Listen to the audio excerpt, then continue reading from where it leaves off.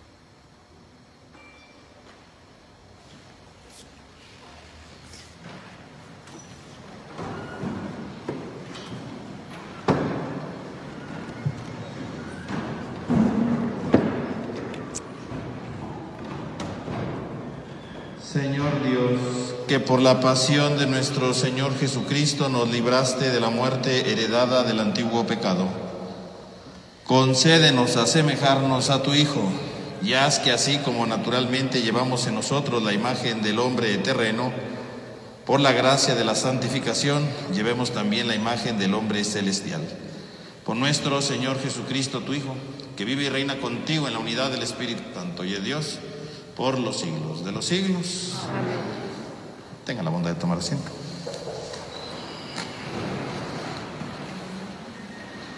Escucharemos en primer lugar al profeta Isaías, quien hace una descripción impresionante que a nosotros nos pone ante Jesús de Nazaret. Los caminos de Dios son insondables y su palabra impactante. Escuchemos con atención cómo se juega nuestro camino en el de Él.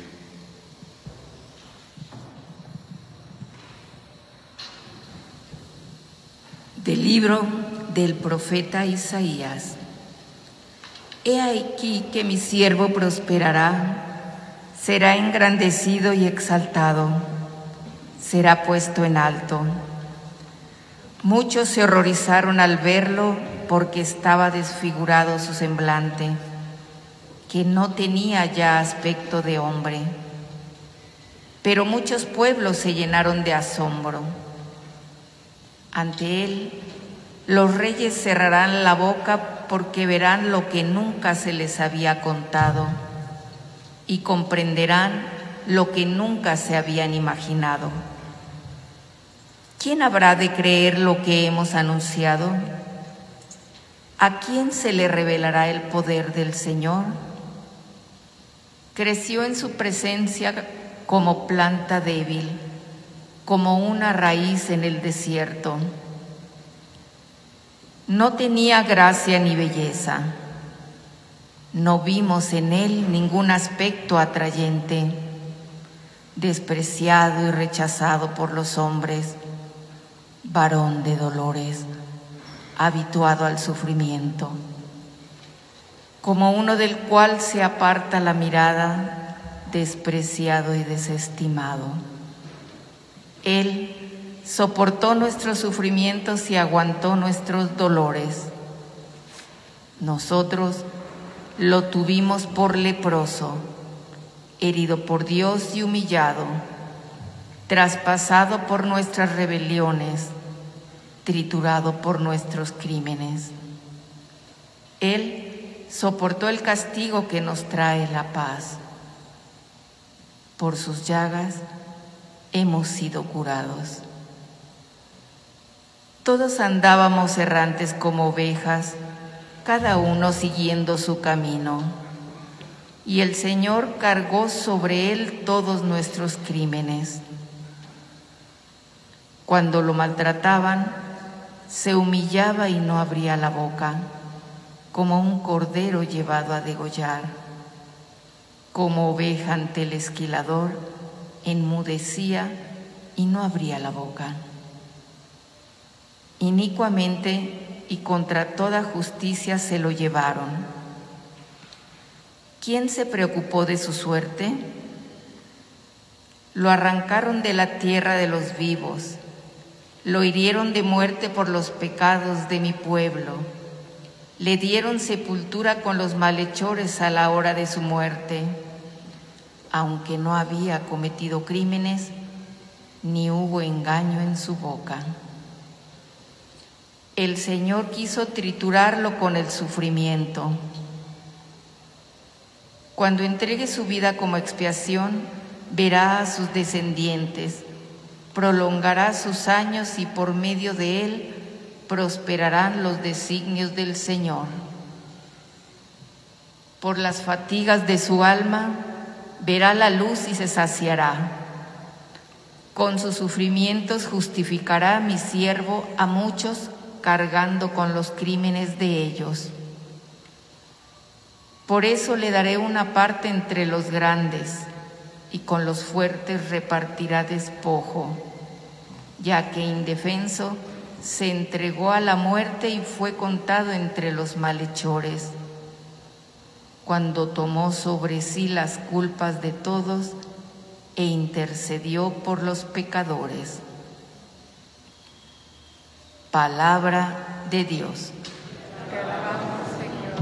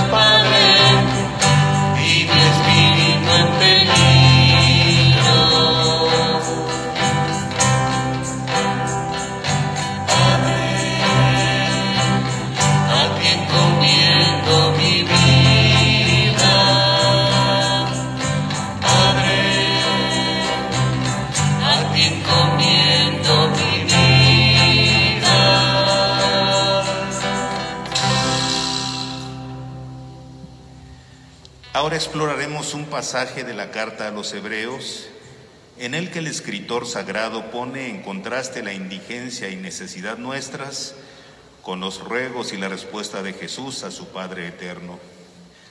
Nos invita así a acercarnos con confianza a aquel sumo sacerdote que ha obedecido al Padre en todo. Escuchemos.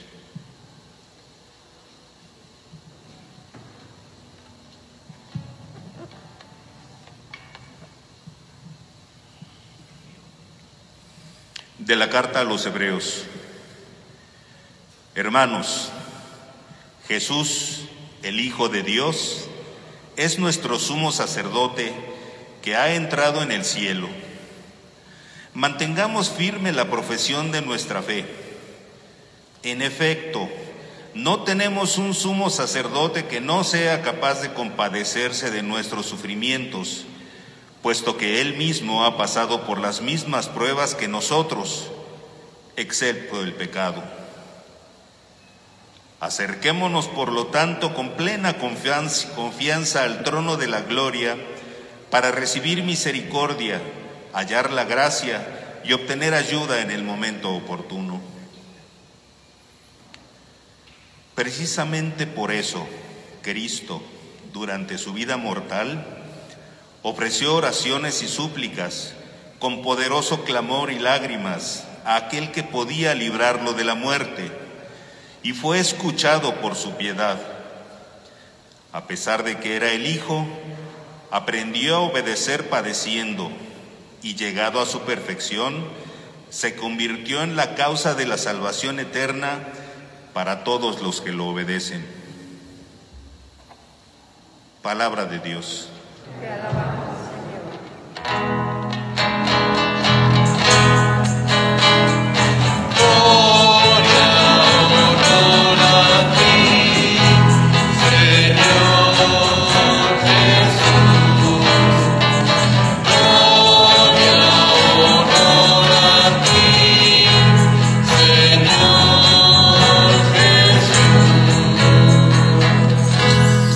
Cristo se humilló por nosotros y por obediencia aceptó incluso la muerte, y una muerte de cruz. Por eso Dios lo exaltó sobre todas las cosas y le otorgó el nombre que está sobre todo nombre.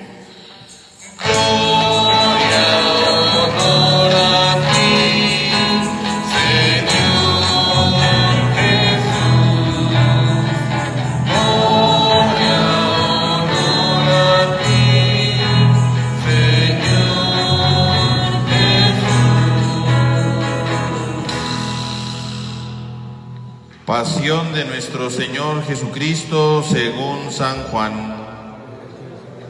En aquel tiempo Jesús fue con sus discípulos al otro lado del torrente Cedrón, donde había un huerto, y entraron allí él y sus discípulos. Judas, el traidor, conocía también el sitio, porque Jesús se reunía a menudo allí con sus discípulos. Entonces Judas tomó un batallón de soldados y guardias de los sumos sacerdotes y de los fariseos, y entró en el huerto con linternas, antorchas y armas.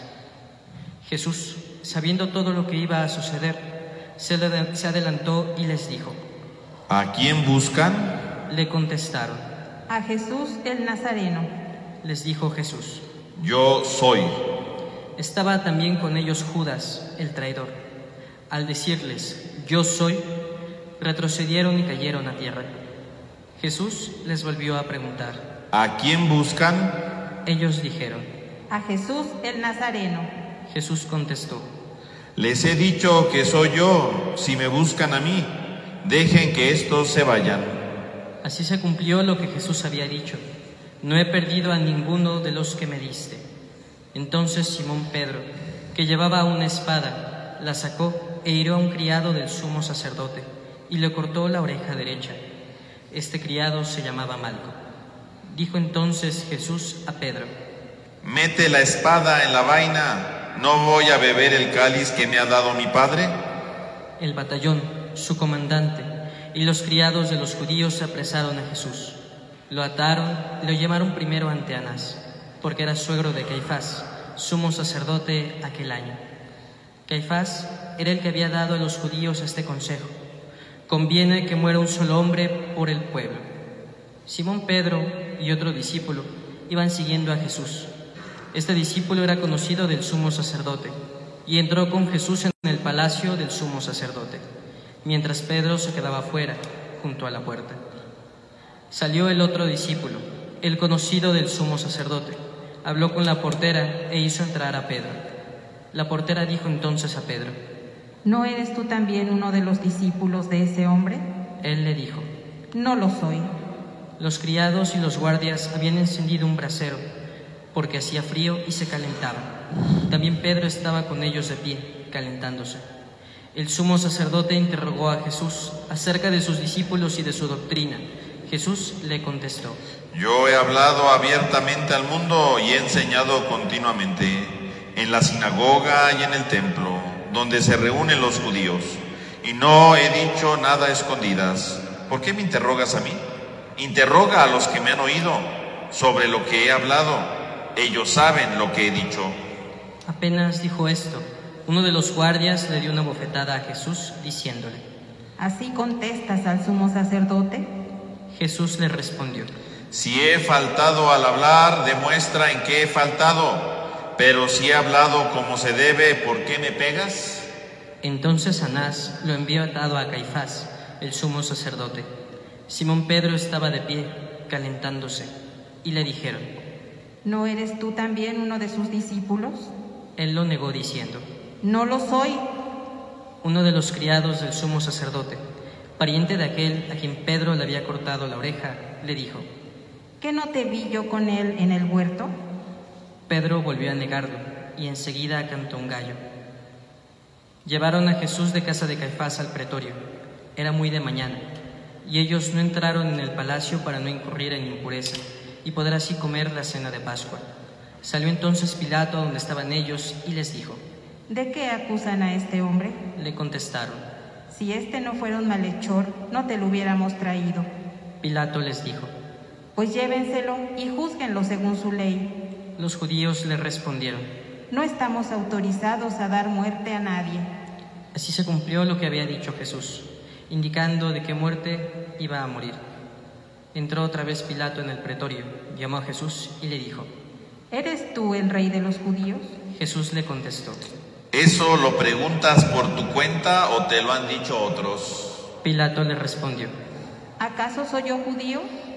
Tu pueblo y los sumos sacerdotes te han entregado a mí. ¿Qué es lo que has hecho? Jesús le contestó: Mi reino no es de este mundo. Si mi reino fuera de este mundo, mis servidores habrían luchado para que no cayera yo en mano de los judíos. Pero mi reino no es de aquí.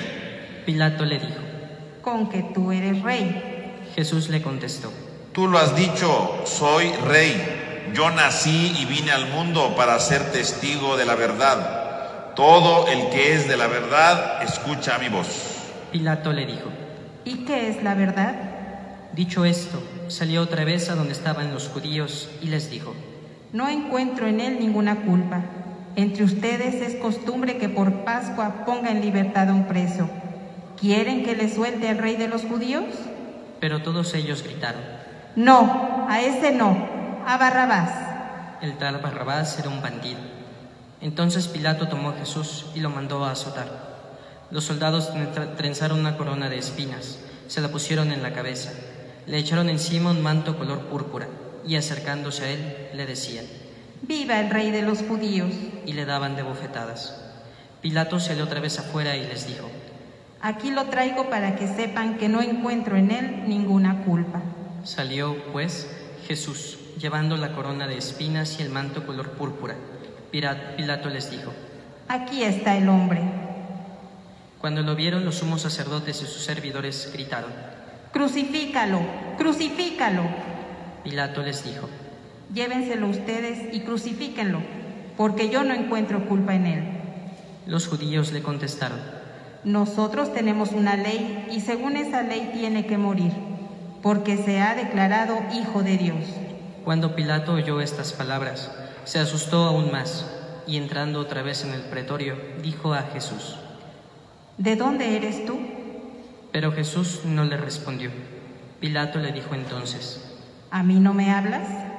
¿No sabes que tengo autoridad para soltarte y autoridad para crucificarte? Jesús le contestó: No tendrías ninguna autoridad sobre mí si no te lo hubiera dado de lo alto. Por eso el que me ha entregado a ti tiene un pecado mayor. Desde ese momento Pilato trataba de soltarlo, pero los judíos gritaban: Si sueltas a ese, no eres amigo del César. Al oír estas palabras, Pilato sacó a Jesús y lo sentó en el tribunal, en el sitio que llamaban el Enlosado, en hebreo, Gábata. Era el día de la preparación de la Pascua, hacia el mediodía, y dijo Pilato a los judíos: Aquí tienen a su rey. Ellos gritaron: ¡Fuera! ¡Fuera! ¡Crucifícalo! Pilato les dijo: ¿A su rey voy a crucificar? Contestaron los sumos sacerdotes: No tenemos más rey que el César. Entonces se lo entregó para que lo crucificaran. Tomaron a Jesús y él, cargando con la cruz, se dirigió hacia el sitio llamado La Calavera, que en hebreo se dice Gólgota, donde lo crucificaron, y con él a otros dos, uno de cada lado, y en medio Jesús. Pilato mandó escribir un letrero y ponerlo encima de la cruz. En él estaba escrito: Jesús el Nazareno, el Rey de los judíos. Leyeron el letrero muchos judíos, porque estaba cerca del lugar donde crucificaron a Jesús, y estaba escrito en hebreo, latín y griego. Entonces los sumos sacerdotes de los judíos le dijeron a Pilato: No escribas el rey de los judíos, sino, este ha dicho, soy el rey de los judíos. Pilato les contestó: Lo escrito, escrito está. Cuando crucificaron a Jesús, los soldados cogieron su ropa e hicieron 4 partes, una para cada soldado, y apartaron la túnica. Era una túnica sin costura, tejida toda de una pieza de arriba a abajo. Por eso se dijeron: No la rasguemos, sino echemos suerte para ver a quién le toca. Así se cumplió lo que dice la Escritura: se repartieron mi ropa y echaron a suerte mi túnica. Y eso hicieron los soldados. Junto a la cruz de Jesús estaba su madre, la hermana de su madre, María, la de Cleofas, y María Magdalena. Al ver a su madre y junto a ella al discípulo que tanto quería, Jesús dijo a su madre: Mujer, ahí está tu hijo. Luego dijo al discípulo: Ahí está tu madre. Y desde aquella hora el discípulo se la llevó a vivir con él. Después de esto, sabiendo Jesús que todo había llegado a su término, para que se cumpliera la Escritura, dijo: Tengo sed. Había allí un jarro de vinagre. Los soldados sujetaron una esponja, empapada en vinagre, a una caña de hisopo, y se la acercaron a la boca. Jesús probó el vinagre y dijo: Todo está cumplido. E inclinando la cabeza, entregó el espíritu. Nos arrodillamos un momento de silencio, por favor.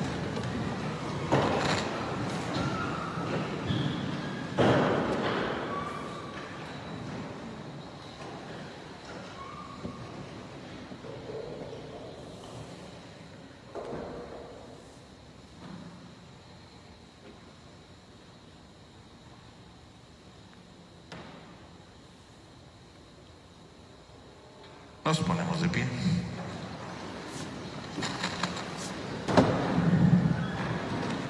Entonces los judíos, como era el día de la preparación de la Pascua, para que los cuerpos de los ajusticiados no se quedaran en la cruz el sábado, porque aquel sábado era un día muy solemne, pidieron a Pilato que les quebraran las piernas y los quitaran de la cruz. Fueron los soldados, le quebraron las piernas a uno y luego al otro de los que habían sido crucificados con él. Pero al llegar a Jesús, viendo que ya había muerto, no le quebraron las piernas, sino que uno de los soldados le traspasó el costado con una lanza, e inmediatamente salió sangre y agua. El que vio da testimonio de esto, y su testimonio es verdadero, y él sabe que dice la verdad, para que también ustedes crean. Esto sucedió para que se cumpliera lo que dice la Escritura: no le quebrarán ningún hueso. Y en otro lugar de la Escritura dice: mirarán al que traspasaron. Después de esto, José de Arimatea, que era discípulo de Jesús, pero oculto por miedo a los judíos, pidió a Pilato que lo dejara llevarse el cuerpo de Jesús, y Pilato lo autorizó. Él fue entonces y se llevó el cuerpo. Llegó también Nicodemo, el que había ido a verlo de noche, y trajo unas 100 libras de una mezcla de mirra y aloe. Tomaron el cuerpo de Jesús y lo envolvieron en lienzos con esos aromas, según se acostumbra enterrar entre los judíos. Había un huerto en el sitio donde lo crucificaron, y en el huerto un sepulcro nuevo, donde nadie había sido enterrado todavía. Y como para los judíos era el día de la preparación de la Pascua, y el sepulcro estaba cerca, allí pusieron a Jesús. Palabra del Señor. Tenga la bondad de tomar asiento un momento, hermanos, por favor.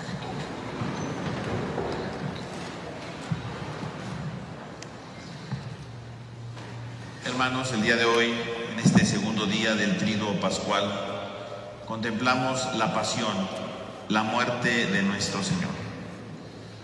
Y contemplar la muerte de nuestro Señor, pues es contemplar el centro de nuestra fe. Nuestra fe tiene como centro vital la muerte de Cristo y su resurrección. Y hoy estamos contemplando este primer acto de amor en el que Jesús muere, pero muere precisamente para darle estructura a nuestra vida. Nuestra vida se debe de entender a la luz de la pasión. Nuestra vida se tiene que entender a la luz de este triunfo de Cristo. El Evangelio de Juan, ¿verdad?, nos presenta hoy su relato de la pasión y por supuesto, ¿verdad?, tiene innumerables símbolos, innumerables simbolismos, significados, ¿verdad?, que son gigantes, ¿verdad? Sería imposible poder ver tanto de lo que nos quiere aportar San Juan en su pasión. Pero toda la pasión está vista no simplemente como un Jesús que es engañado, como un Jesús que es traicionado y como si Jesús fracasara. Toda la pasión de San Juan nos trata de ir descubriendo cómo precisamente Jesús va a triunfar. La pasión, entonces, para San Juan no es un momento simplemente de tristeza, ¿verdad? Sí es dramático, es un momento muy dramático, tiene muchos símbolos dramáticos, pero no es un momento de tristeza, es un momento de triunfo. Y a lo largo de todo el relato, ¿verdad?, desde el principio hasta el final, podemos ver cómo Jesús va triunfando. Desde el principio vemos cómo cuando lo van a apresar, dice San Juan, cómo los hombres, ¿verdad?, se caen al suelo, ¿no? se echan para se caen al suelo. Y eso es una señal de derrota. Antes de que apresen a Jesús, dice San Juan, ya están derrotados. Todo lo que viene a continuación es una derrota contundente. Todo lo que viene adelante es una derrota total. Antes de que apresen a Jesús ya están derrotados, están vencidos. Por eso dice que se postran en tierra, ¿no? Porque están vencidos, están derrotados totalmente, ¿no? Y al final podemos ver cómo cuando Jesús muere, uno diría, bueno, ya murió Jesús, le ganaron, ¿verdad?, lo destruyeron, pero no, ¿verdad? Uno pensaría eso.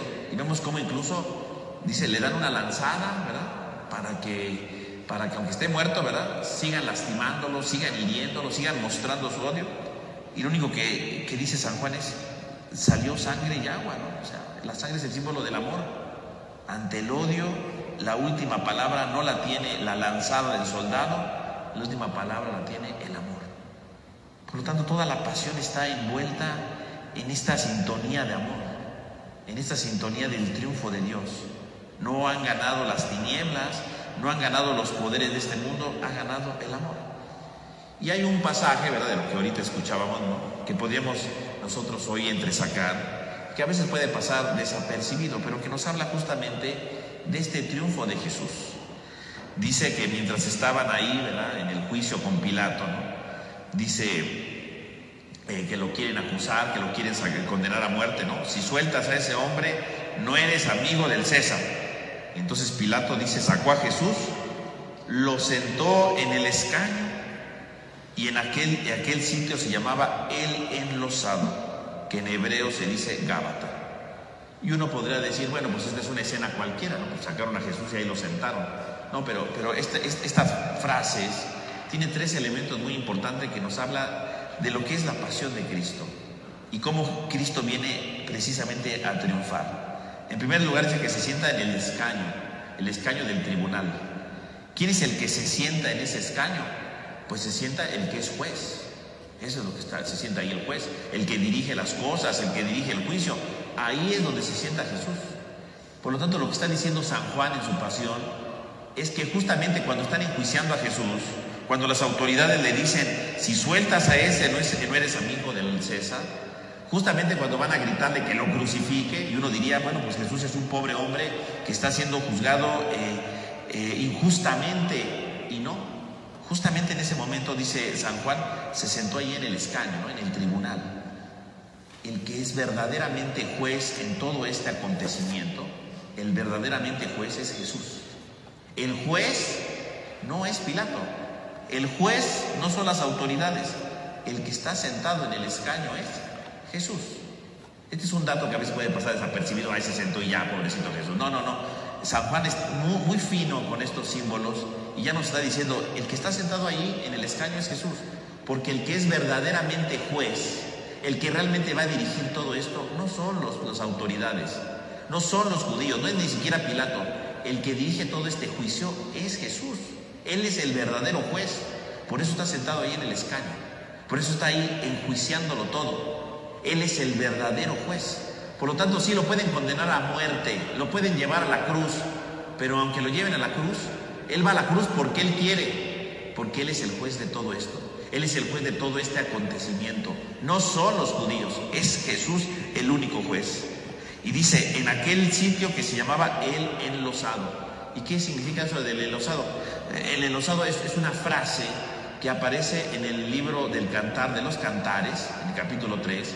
Y ahí en el Cantar de los Cantares dice que Salomón ha mandado construir un trono enlosado para que se siente el rey. Por lo tanto, que ese escaño se llame el enlosado, está diciendo que entonces Jesús está sentado como juez en un enlosado, es decir, es rey. Lo que San Juan está diciendo de manera muy sencilla en el relato, más que contarnos una anécdota de lo que Jesús le pasó en su juicio, que ahí lo sentaron, no, está diciéndonos, el verdadero juez es Él. Y no solamente es el juez, Él es el verdadero rey. Él está sentado en el enlosado. Y el único que se sienta en el enlosado es el rey. El verdadero rey es ese. El rey no es Pilato, el rey no son las autoridades, el rey es Cristo. Ellos creen que lo están juzgando, ellos creen que lo están condenando, ellos creen que están haciendo muchas cosas sobre de Él. Sí, ellos pueden creer muchas cosas, pero en verdad el que tiene la última palabra no son ellos, Él la tiene Jesús. Él es el verdadero juez de toda esta historia. Él es, como juez, ha decidido dar su vida. Él es el rey que está gobernando sobre todos, está en el enlosado. Él es el que gobierna, Él es el que reina. No son ellos, no es Pilato, ¿verdad? Por eso le dice, tú tienes autoridad porque te la dieron de lo alto, tú no eres rey. El verdadero rey está ahí presente, sentado en el enlosado. Ahí está el verdadero rey, ahí está el verdadero triunfador de todo. San Juan está diciéndolo de manera magistral. ¿Quién es Jesús? Jesús es el juez de su juicio. Jesús es el rey que gobierna y es el que ha decidido dar su vida. Ya lo había dicho antes, ¿no? Si ustedes leen en el capítulo 10 de San Juan, dice, a mí nadie me quita la vida, yo la doy. Yo doy mi vida, yo la entrego. Yo doy mi vida porque yo quiero. Yo soy libre de dar mi vida y de volverla a tomar. Jesús es el rey de su vida. Y Él es el que ha decidido. No son los que gritan crucifícalo, el que lo condenan a la muerte. No son Pilato, ¿verdad? El que se lava las manos, ¿verdad? Dice el Evangelio de Mateo, ¿no? Para decir yo no soy el que... No, es Jesús el que da su vida por amor. Y es lo que hoy contemplamos. Jesús es el dueño de su vida y Él va a dar su vida por una sencilla razón, porque nos ama. Y dice todavía, ¿no? Dice, lo sentó en el enlosado, que en hebreo se dice Gábata. Y Gábata, curiosamente, no quiere decir enlosado. Gábata es una palabra aramea que quiere decir altura. Eso quiere decir Gábata, altura. Por lo tanto, no tiene nada que ver la palabra enlosado con Gábata. No tiene nada que ver, no significa lo mismo. Gábata quiere decir elevado. Quiere decir que Jesús es juez, que es rey. ¿Y dónde va a reinar? En lo alto, Gábata, en lo alto. Cuando sea elevado en la cruz, Él comenzará su reino. Porque la cruz no es un signo de derrota, no es un signo de fracaso. Su cruz es un signo de amor. Y en lo alto reinará el más grande ejemplo de amor que puede existir. Ya lo había dicho Él, ¿no? Nadie ama más que el que da la vida por sus hermanos. Ahí está Jesús, reinando delante de todos, en lo alto. Ahí donde se manifiesta el rey. Ahí está el verdadero rey. El Rey no está en el trono glorioso de lujos, ¿verdad? El Rey no está, ¿verdad?, con los grandes ornamentos púrpuras de aquellos tiempos. El Rey no está, ¿verdad?, y con su corona de oro, no. El Rey está en lo alto. Ese es el verdadero Rey. Y el Rey, por lo tanto, el reinado entonces no es el que manda, no es el que dirige. El Rey es el que ama. Ese es el verdadero Rey. Y todos nosotros entonces contemplamos hoy al verdadero Rey que ha dado su vida para nuestra salvación. Hoy nos reunimos entonces, sí, para contemplar la pasión de Jesús, pero no para contemplarla simplemente en una señal de tristeza, ¿no?, en una señal de dolor, de decir, ay, pobrecito de nuestro Señor, ¿verdad? No, es para contemplar su triunfo, porque ahí es donde triunfa el amor. Es en la cruz, en lo alto, donde se manifiesta el verdadero reinado del amor, porque el amor se da cuando damos la vida, el amor se da cuando nos entregamos a los demás. El amor no se da simplemente, ¿verdad?, porque diga yo que te quiero o hago cosas bonitas. No, el amor se da y se vive cuando yo entrego mi vida. Ahí es donde se manifiesta el amor. Cuando yo entrego mi vida, cuando yo comparto mi vida con el otro, cuando yo me voy entregando totalmente en favor de los demás. Ahí es donde comienza el amor. Y eso solamente se da a la luz de la cruz. Si no es a la luz de la cruz, pues entonces es otro tipo de amor, de interés, ¿no? Pero no es el verdadero amor. El verdadero amor es el que se dona a los demás. Y es lo que hoy contemplamos. Un amor tan grande que se dio para la salvación de todos. El Señor se ha entregado por amor a nosotros. Y eso es lo que hoy celebramos, mis hermanos. Que el Señor nos ama, que el Señor está con nosotros, que el Señor no nos deja, que el Señor ha dado su vida para iluminar el significado del amor. Cada vez que yo entrego mi vida, ¿verdad?, no en una cruz, por supuesto, ¿no? Cada vez que yo entrego mi vida para ser paciente con alguien, estoy uniéndome al reino del amor. Cada vez que yo me guardo malas palabras para no ofender a alguien, estoy dando mi vida, ¿verdad?, porque es más fácil decirle sus verdades a tal persona que guardármelas y decir, no, voy a evitar un pleito. Eso es el amor, la entrega de la vida. Y es lo que Jesús nos ha dicho. Fíjese cómo entonces este pequeño versículo nos ilumina fuertemente hoy. Estaba sentado en el escaño, en el sitio enlosado que en hebreo se dice Gábata. Ahí estaba el juez, que era el verdadero Rey, que va a reinar en lo alto, crucificado en lo alto para la salvación de todos. Pues que este Viernes Santo, mis hermanos, realmente adoremos al verdadero Rey que ama. No adoremos a los falsos reyes que pretenden imponerse sobre los demás. No adoremos a los falsos reyes que pretenden sentirse superiores y pisotear a los demás. Esos no son reyes, esos son charlatanes, esos son gente soberbia. El verdadero Rey es el que ama, el que se pone en lo alto porque ha decidido dar su vida, el que se pone en lo alto porque ha decidido entregarse totalmente por cada uno de nosotros. Pues que este Viernes Santo contemplemos el grande amor de Cristo, para que también nosotros le pidamos fuerza, valentía, para poder amar como Él nos ama. Que así sea. Para cerrar esta etapa de la celebración, procederemos a hacer juntos una oración universal, que en esta ocasión es muy especial y que la Iglesia entera hace de manera solemne y fervorosa por todos los hombres en sus diferentes circunstancias y desde diferentes manifestaciones de su ser. Es por todos, así como Cristo se entrega por todos. En este caso, se realiza de la manera siguiente. Mientras estamos en pie, un lector hace la invitación a cada una de las oraciones. Hacemos un breve silencio, enseguida nos ponemos de rodillas y el sacerdote dice la oración, tras la cual volvemos a hacer silencio meditativo. Entonces nos ponemos de pie y seguimos con la siguiente hasta terminar. De pie todos, por favor, para iniciar. Oremos, queridos hermanos, por la Santa Iglesia de Dios, para que nuestro Dios y Señor le conceda la paz y la unidad, se digne protegerla en toda la tierra y nos conceda glorificarlo como Dios Padre omnipotente, con una vida pacífica y serena. Nos ponemos de rodillas.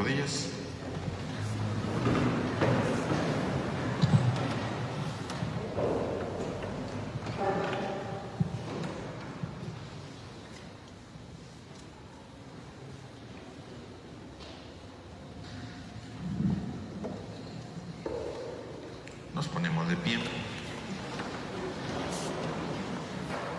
Dios todopoderoso y eterno, que en Cristo revelaste tu gloria a todas las naciones, conserva la obra de tu misericordia para que tu iglesia extendida por toda la tierra persevere una fe inquebrantable en la confesión de tu nombre.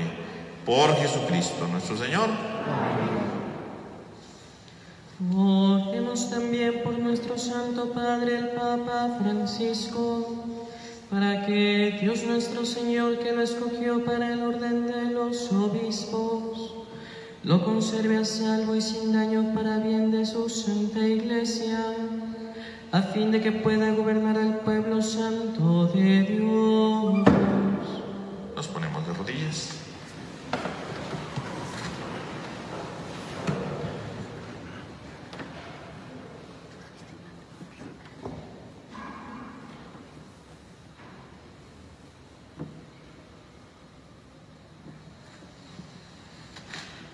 Nos ponemos de pie.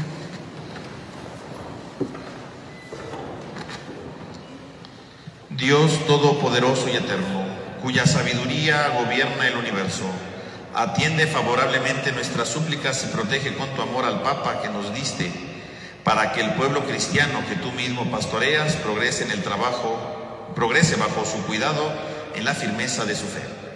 Por Jesucristo nuestro Señor. Amén. Oremos también por nuestro obispo Jorge, por todos los obispos, presbíteros y diáconos de la Iglesia, y por todo el pueblo santo de Dios. Nos ponemos de rodillas.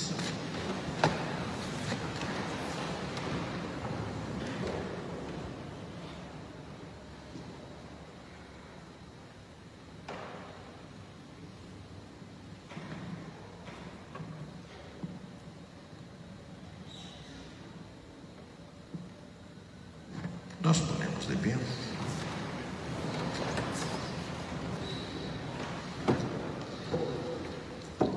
Dios todopoderoso y eterno, que con tu Espíritu santificas y gobiernas a toda la Iglesia, escucha nuestras súplicas por tus ministros para que con la ayuda de tu gracia te sirvan con fidelidad. Por Jesucristo nuestro Señor. Oremos también por nuestros catecúmenos, para que Dios nuestro Señor abra los oídos de sus corazones y les manifieste su misericordia, para que mediante el bautismo se les perdonen todos los pecados y queden incorporados a Cristo, Señor nuestro. Nos ponemos de rodillas.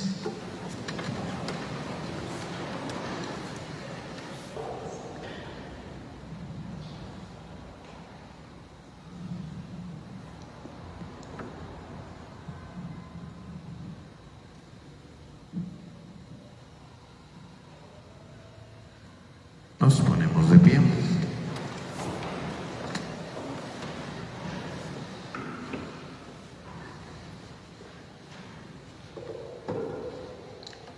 Dios todopoderoso y eterno, que sin cesar concedes nuevos hijos a tu Iglesia, acrecienta la fe y el conocimiento de nuestros catecúmenos, para que renacidos en la fuente bautismal los cuentes entre tus hijos de adopción. Por Jesucristo nuestro Señor. Amén. Oremos también por todos los hermanos que creen en Cristo, para que Dios nuestro Señor se digne congregar y custodiar en su única Iglesia a quienes procuran vivir en la verdad. Nos ponemos de rodillas.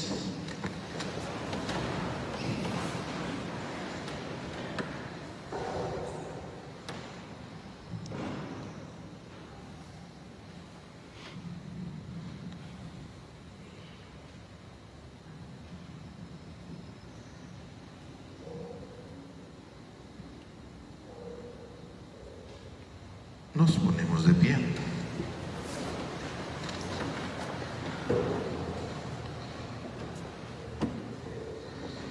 Dios todopoderoso y eterno, que reúnes a los que están dispersos y los mantienes en la unidad, mira benignamente a la grey de tu Hijo, para que a cuantos están consagrados por el único bautizo también los una la integridad de la fe y los asocie el vínculo de la caridad. Por Jesucristo nuestro Señor. Amén. Oremos también por los judíos, para que a quienes Dios nuestro Señor habló primero, les conceda progresar continuamente en el amor a su nombre y en la fidelidad a su alianza. Nos ponemos de rodillas.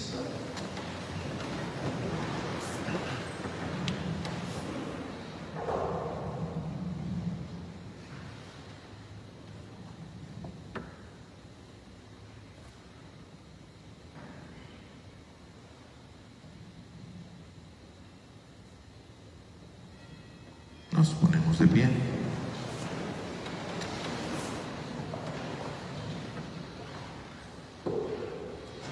Dios Todopoderoso y Eterno, que confiaste tus promesas a Abraham y a su descendencia, escucha compasivo los ruegos de tu Iglesia para que el pueblo que adquiriste primero como tuyo merezca llegar a la plenitud de la redención.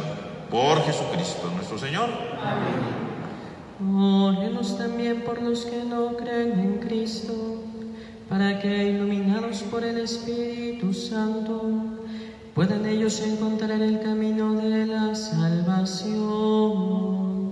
Nos ponemos de rodillas.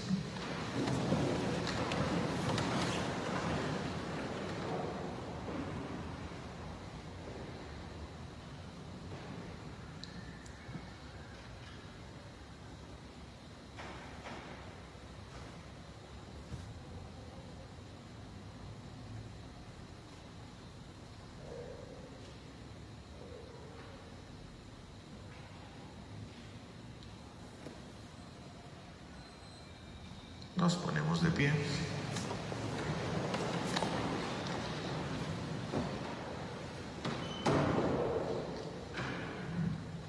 Dios Todopoderoso y Eterno, concede a quienes no creen en Cristo que caminando en tu presencia con sinceridad de corazón encuentre la verdad, y a nosotros concédenos crecer en el amor mutuo y en el deseo de comprender mejor los misterios de tu vida, a fin de que seamos testigos cada vez más auténticos de tu amor en el mundo. Por Jesucristo nuestro Señor. Amén. Oremos también por los que no conocen a Dios, para que, buscando con sinceridad lo que es recto, merezcan llegar hasta Él. Nos ponemos de rodillas.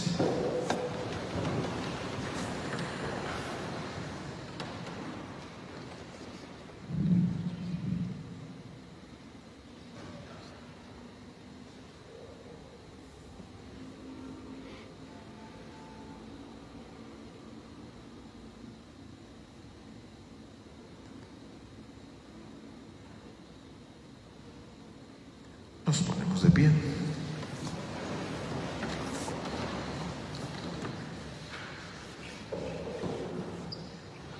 Dios Todopoderoso y Eterno, que creaste a todos los hombres para que deseándote te busquen y para que al encontrarte descansen en ti, concédenos que en medio de las dificultades de este mundo, al ver los signos de tu amor y el testimonio de las obras buenas de los creyentes, todos los hombres se alegren al confesarte como único Dios verdadero y Padre de todos.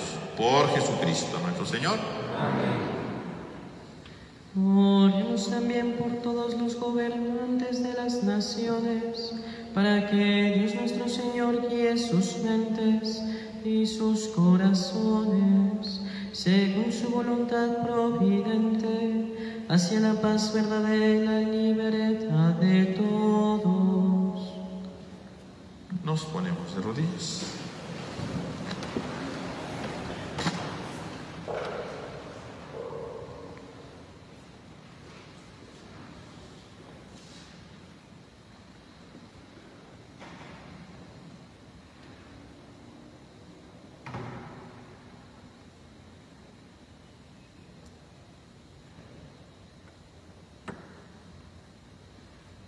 Nos ponemos de pie.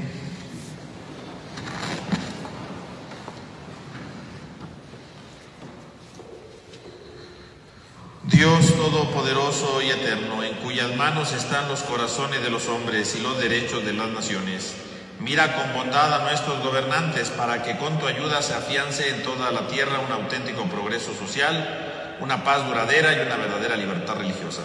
Por Jesucristo nuestro Señor. Oremos, muy queridos hermanos, a Dios Padre Todopoderoso, para que libre al mundo de todos sus errores, alivie las enfermedades, alimente a los que tienen hambre, libera a los encarcelados y haga justicia a los oprimidos, conceda seguridad a los que viajan, un buen retorno a los que se hallan lejos de su hogar, la salud a los enfermos y la salvación a los moribundos. Nos ponemos de rodillas, por favor.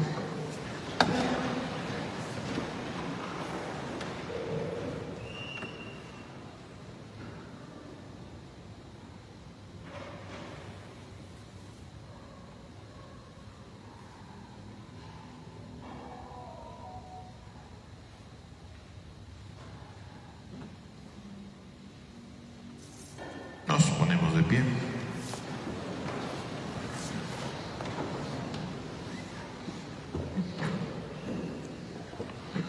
Dios Todopoderoso y Eterno, consuelo de los afligidos y fortaleza de los que sufren, escucha a los que te invocan en su tribulación, para que todos experimenten en sus necesidades la alegría de tu misericordia. Por Jesucristo nuestro Señor. Amén. Pasamos a la segunda parte de esta celebración. Adoramos la cruz porque en ella estuvo clavado Cristo, porque en ella nuestro Señor nos dio muestra plena de su amor y porque significa un mensaje para nosotros que hemos de ir recibiendo y luego tejiéndolo desde nuestras vidas cada día.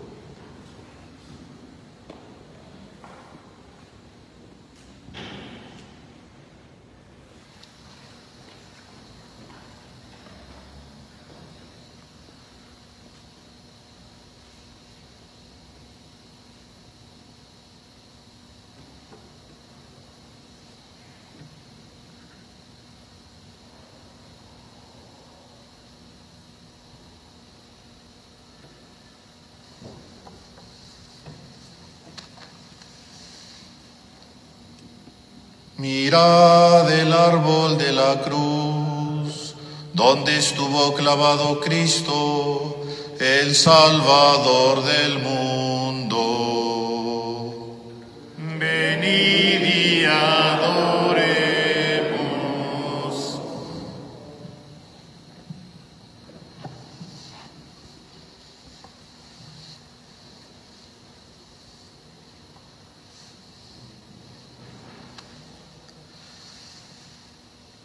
Mirad el árbol de la cruz, donde estuvo clavado Cristo, el Salvador del mundo.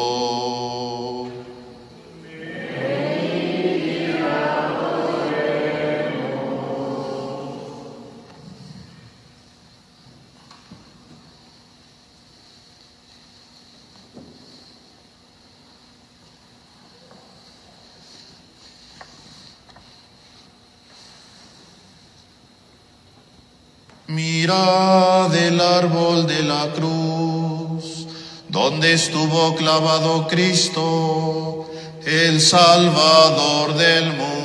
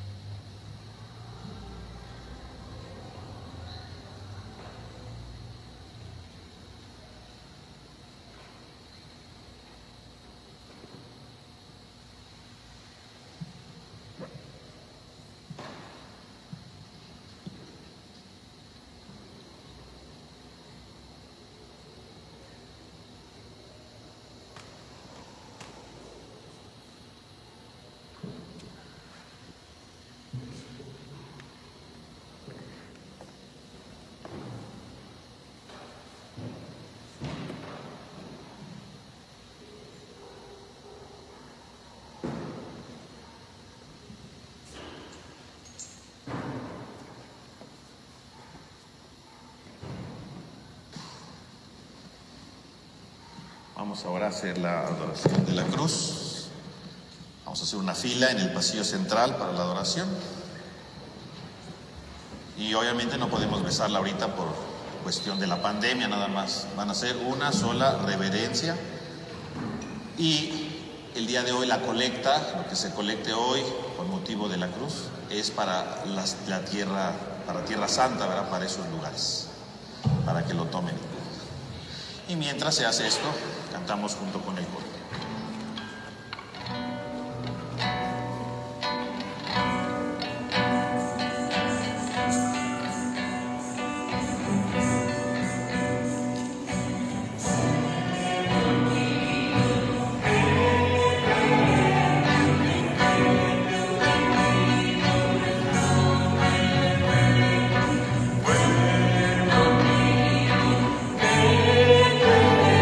Join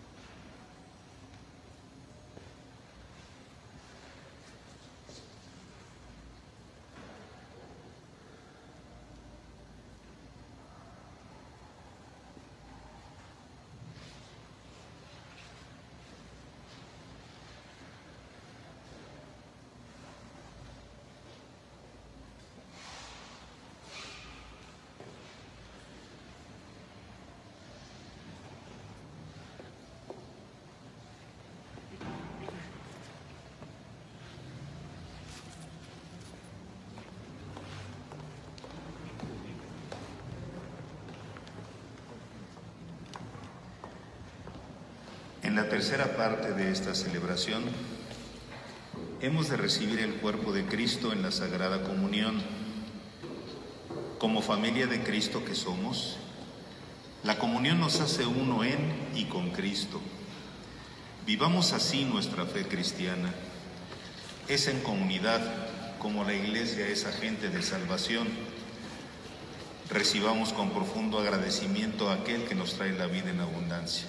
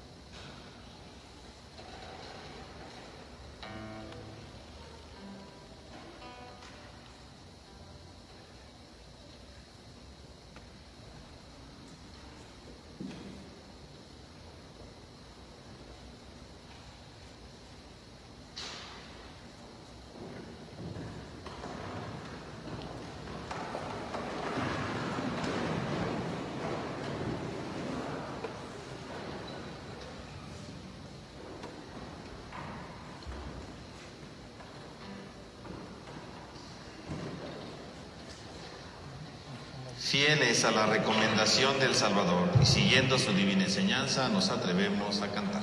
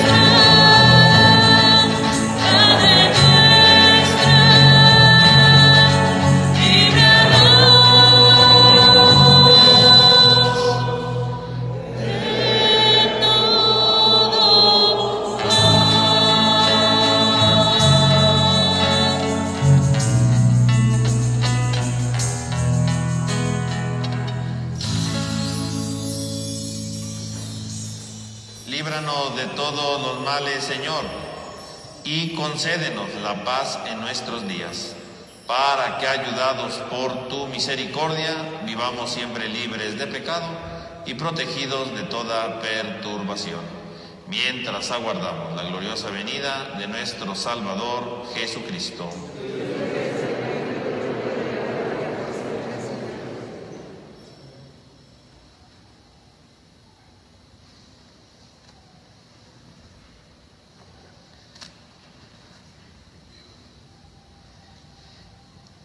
Este es el Cordero de Dios, el que quita el pecado del mundo. Dichosos los invitados a la cena del Señor.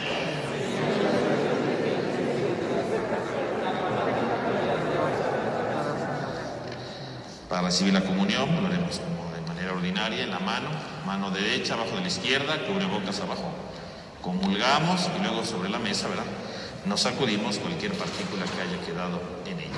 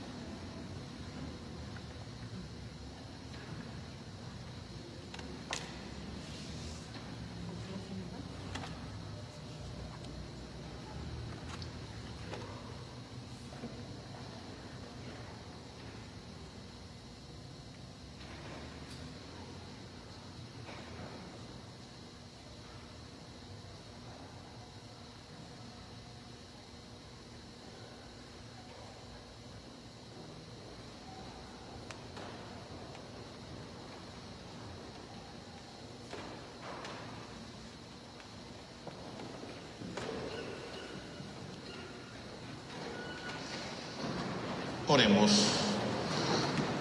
Dios Todopoderoso y Eterno, que nos ha redimido con la muerte gloriosa y la resurrección de tu Hijo, prosigue en nosotros la obra de tu misericordia para que mediante nuestra participación en este misterio permanezcamos dedicados a tu servicio. Por Jesucristo nuestro Señor. Amén. Incline la cabeza para recibir la bendición. Envía, Señor, sobre este pueblo tuyo, que ha conmemorado la muerte de tu Hijo, en la espera de su resurrección, la abundancia de tu bendición, llegue a él tu perdón, reciba tu consuelo, se acreciente su fe, su santa fe, y se consolide su eterna redención. Por Jesucristo nuestro Señor. Amén. Hermanos, con esto concluimos nuestra celebración de la pasión del Señor. Y vamos ahora entonces a proseguir con nuestro último acto del día de hoy, que es el sermón del pésame a la Virgen.